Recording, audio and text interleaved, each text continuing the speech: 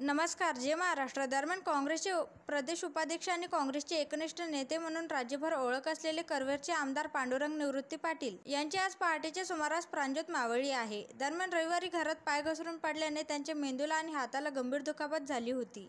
येथील ॲस्टर आधार रुग्णालयात त्यांच्यावर शस्त्रक्रिया पार पडली होती, पण प्रकृतीत समाधानकारक सुधारणा होत नव्हती. गेले 2 दिवस त्यांच्यावर अतिदक्षता विभागात उपचार सुरू होते, पण अखेर त्यांची आज पहाटे प्राणज्योत मावळली असून राजकीय तसेच सर्वच स्तरातून हळहळ व्यक्त करण्यात येत आहे.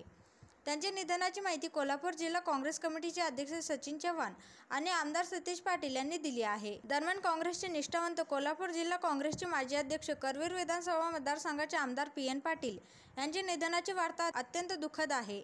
त्यांना भावपूर्ण श्रद्धांजली. आम्ही त्यांच्या कुटुंबियांच्या दुःखात सहभागी आहोत. त्यांच्यासारख्या निष्ठावंत नेत्याच्या निधनामुळे काँग्रेसचे मोठे नुकसान झाले आहे.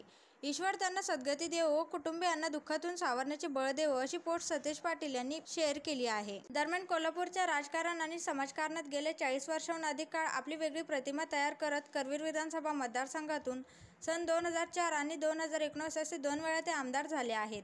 जिल्ह्याच्या कानाकोपऱ्यात त्यांना मानणारा मोठा वर्ग आहे. कार्यकर्त्यांच्या हाकेला धावून जाणारा, नुसत्या फोनवरून लोकांची कामे करून देणारा आणि मैत्री पाळणारा नेता, अशी त्यांची जिल्ह्यात वेगळी ओळख होती. एवढंच नाही तर आमदार पी.एन. पाटील यांचा जन्म 6 जानेवारी 1953 रोजी झाला होता. सडोली खालसा ता करवीर, जिल्हा कोल्हापूर हे त्यांचे मूळ गाव.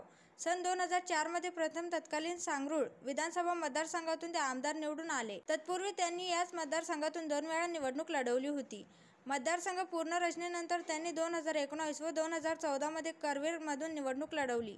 मात्र या दोन्ही निवडणुकीत त्यांचा पराभव झाला. 2019च्या निवडणुकीत त्यांनी शिवसेनेचे तत्कालीन आमदार चंद्रदीप नरके यांचा पराभव करून दुसऱ्यांदा विधानसभा गाठली. दरम्यान आज सकाळी 10च्या सुमारास त्यांचा मृतदेह काँग्रेस कमिटीमध्ये अंत्यदर्शनासाठी ठेवण्यात आला आहे. त्यानंतर त्यांचा मृतदेह खालसा या त्यांच्या मूळगावी अंत्यदर्शनासाठी ठेवण्यात येणार आहे.